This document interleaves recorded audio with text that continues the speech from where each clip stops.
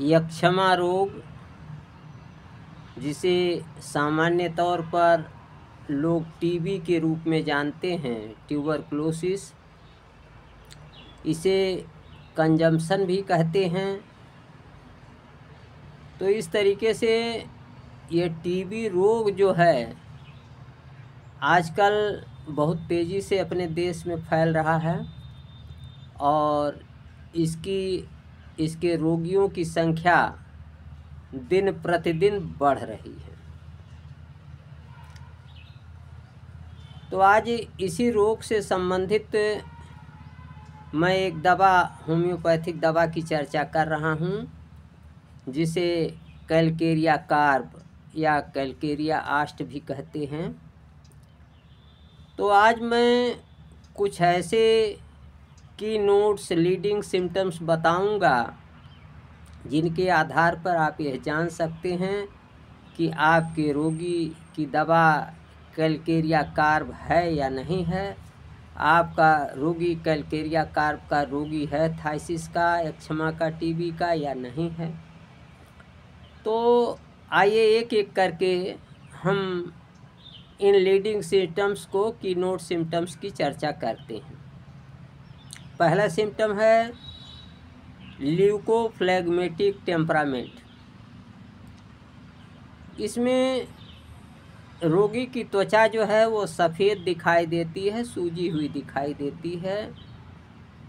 रोगी टार्पिड होता है, मंद गति उसमें होती है।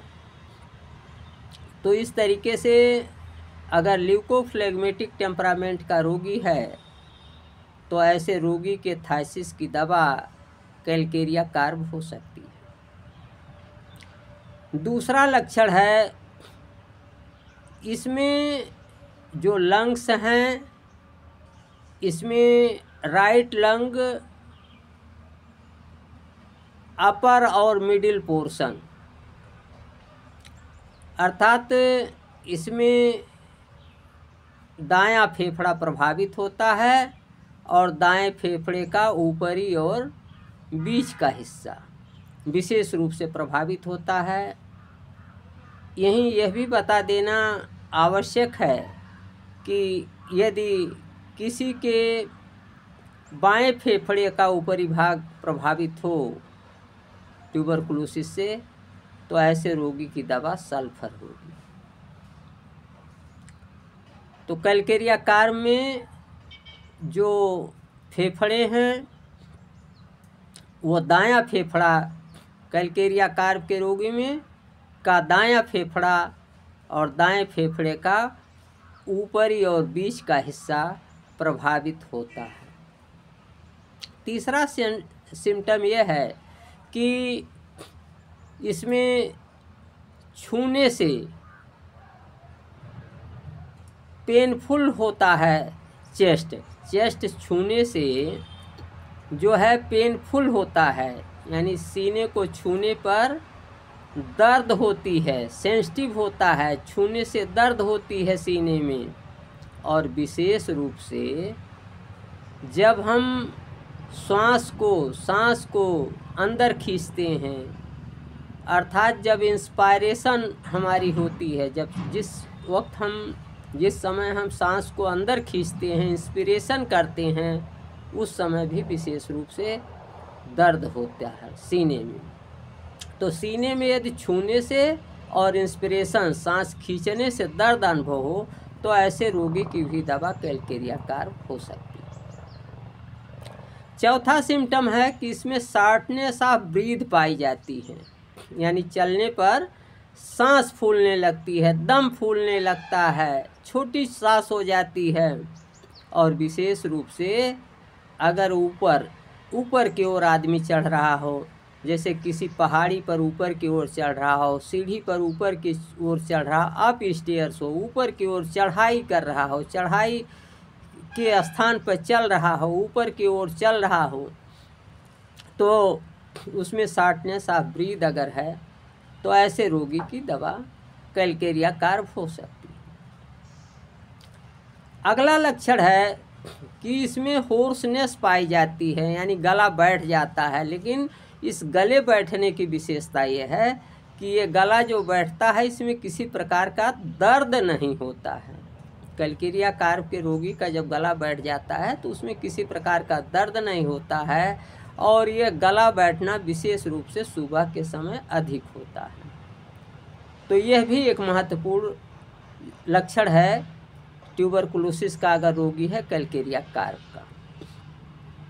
अगला यह है कि ऐसी महिलाएं जिनमें मासिक धर्म समय से पहले और अधिक मात्रा में होता है, ऐसी महिलाएं जिनमें मेंस्ट्रुएशन समय से बहुत पहले, too early and too profuse और बहुत अधिक मात्रा में होता है, और साथ ही साथ अगर ऐसी महिलाओं का पैर भी नीचे से लेकर के घुटने तक, पैर जो है नीचे से लेके तलवे से लेके घुटने तक अगर ठंडा रहता है तो ऐसे रोगी की भी दवा कैलकेरिया कार्प होगी।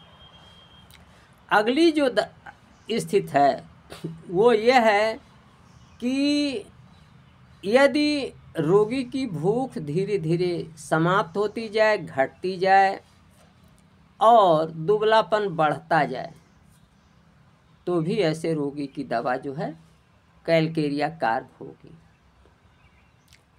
तो इस तरीके से आपने देखा कि यदि रोगी ल्यूकोफ्लेग्मेटिक टेम्परामेंट का हो, सीने को छूने से दर्द होता हो या सांस अंदर खींचने से सीने में दर्द होता हो, सीढ़ियों पर ऊपर चढ़ने से या चलने पर दम घुटता हो, और सुबह विशेष रूप से अगर गला बैठ जाता हो जो दर्द रहित हो, ऐसी महिलाएं जो जिनका मेंस्ट्रुएशन समय से बहुत पहले होता है, अधिक मात्रा में होता है, और पैर तलवे से लेके घुटने तक ठंडे रहते हैं,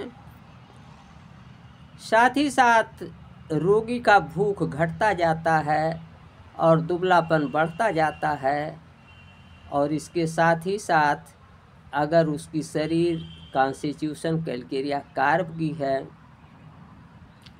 तो इस तरीके से अगर आपका रोगी है तो निश्चित रूप से ऐसे रोगी की कॉन्स्टिट्यूशनल दवा थाइसिस के लिए कैलकेरिया कार्प होगी, इसमें कोई संदेह नहीं है। तो इन लक्षणों को ध्यान में रखते हुए आप यह जान सकते हैं आसानी से कि आपका जो थाइसिस का, टीबी का, ट्यूबरकुलोसिस का, कंजम्पशन का रोगी है वो कैलकेरिया कार्प का रोगी है अथवा नहीं है। तो इन लक्षणों के आधार पर आप जो है आसानी से दवाओं का, होम्योपैथिक दवा का, कैलकेरिया कार्प का चुनाव कर सकते हैं। मैं जो ये मेरा YouTube चैनल है, इस पर मैं लगातार होम्योपैथिक और इलेक्ट्रो होम्योपैथिक जानकारी मूलभूत रूप से दे रहा हूँ, और ये जानकारी इलेक्ट्रो होम्योपैथिक डॉक्टर्स, स्टूडेंट्स और जनसामान्य जो इलेक्ट्रो होम्योपैथी के प्रेमी हैं सभी के लिए समान रूप से लाभकारी है। और इसलिए यदि आपने आज तक मेरा YouTube चैनल डॉक्टर प्रेम नारायण सब्सक्राइब नहीं किया है तो आज ही सब्सक्राइब कर लें, ताकि आपको नई नई अपडेट और जानकारी निरंतर मिलती रहे। नमस्कार, मैं डॉक्टर प्रेम नारायण।